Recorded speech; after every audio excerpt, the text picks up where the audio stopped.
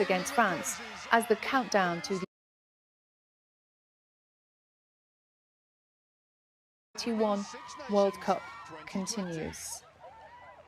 I know we don't have the best week to look forward to this week, do we? But we do have a little bit of sport to keep us all entertained. I was watching a lot of it the weekend, so Good.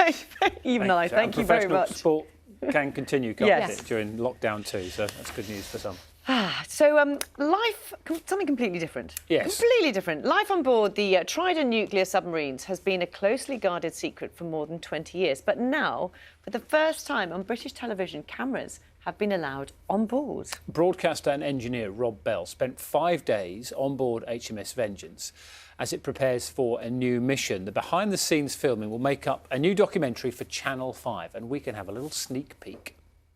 A foreign warship has been spotted, heading straight towards us.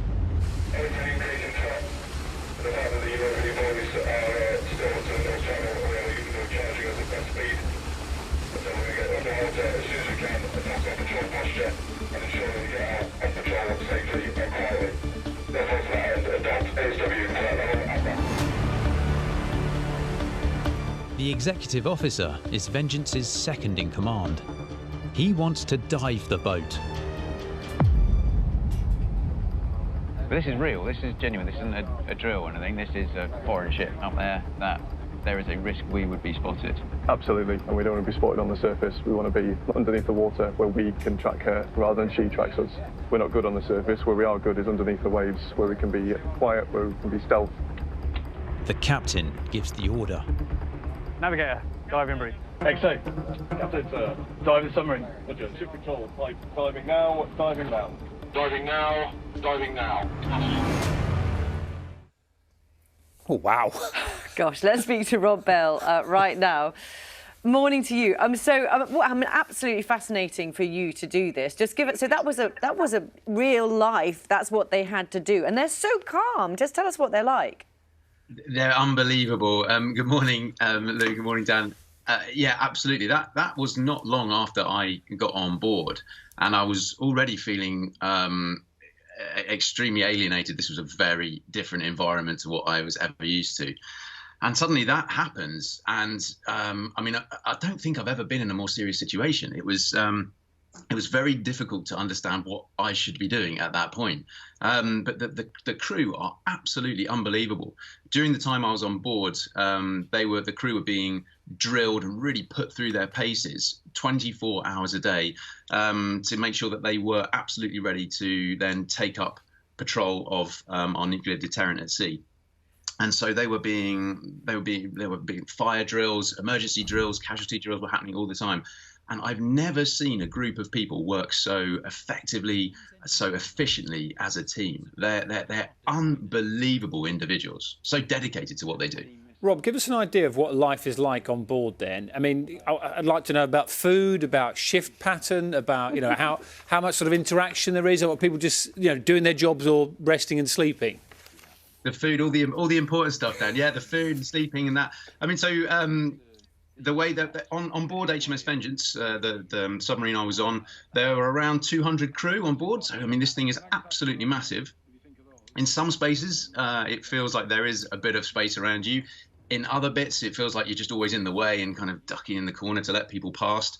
The shift pattern is 6 hours on, 6 hours off. 6 hours on, 6 hours off, continuously for however long they're away at sea, which can be months.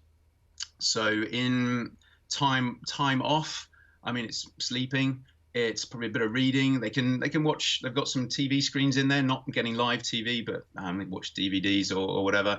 There's a little bit of gym equipment kicking about, but kind of really squashed away in a corner somewhere. There's a running machine, I think a bike machine, a few weights. The food was great, actually. 3 meals a day, 3 hot meals a day. I was very happy with that, pleasantly surprised. I think the food towards the beginning of a patrol is slightly better, slightly fresher, should we say, than it is maybe towards the end of the patrol. And just tell us a little bit about sort of communications, because obviously, high-level communication is allowed. What about, people phoning up their families? Not allowed. There's none of that, Lou, no. So the only communications that the majority of the crew get is one message a week from a dedicated individual on shore, and even that has been censored and possibly redacted for any sensitive information or information that could affect the morale of people on board, and that the crew have no means of responding back to that. They just get a few words, and I do mean a few words, once a week from loved ones at home. It's a very different environment to anything I've ever experienced. But the seriousness of it, you know, they are there to keep our nuclear deterrent safe and secret at sea. Yeah, exactly. We're watching some amazing pictures as well, Rob, from the documentary. Was it right that you were sort of sleeping within very close proximity to one of the most powerful weapons on the planet? Let's put it this way: I was not socially distanced from the most powerful weapon on the planet. I could reach out from my bunk and touch one of the missile tubes through the centre of the submarine that house our Trident nuclear missiles. Yeah, it's a very sobering experience, and I don't think I've ever been forced to contemplate the philosophy or the psychology of having a nuclear deterrent as much as I did there. But even so, I don't think I fully kind of got my head around it and got to grips with it. It's massive. It's a very strange thing to be confronted with. You've got an engineering background, haven't you? So it must have been, from that point of view, also extraordinary to be able to get access to what's going on and see it. I feel incredibly privileged, Lou. Yeah, I mean, my engineering brain was whirring like the clappers. I mean, there's the engineering of this thing is absolutely awesome. I mean, it's a vessel to house, as I said, around 200 crew, to keep them safe at very, very deep depths within our oceans around the world, wherever they may be. The whole thing is powered by a nuclear reactor. So if you imagine how complex the engineering and the physics is for a nuclear power station on land, they've effectively got that condensed into this metal tube that's floating around the sea. And then when you add to that, you've got these incredibly powerful and complicated weapons on board as well. The engineering is phenomenal, and the engineers who run that and maintain it are phenomenal individuals as well. Rob, great to speak to you. Thank you very much. And it's called On Board Britain's Nuclear Submarine. Trident is on Channel 5 on Wednesday, 9 o'clock. Yeah, you don't have to have an engineering background to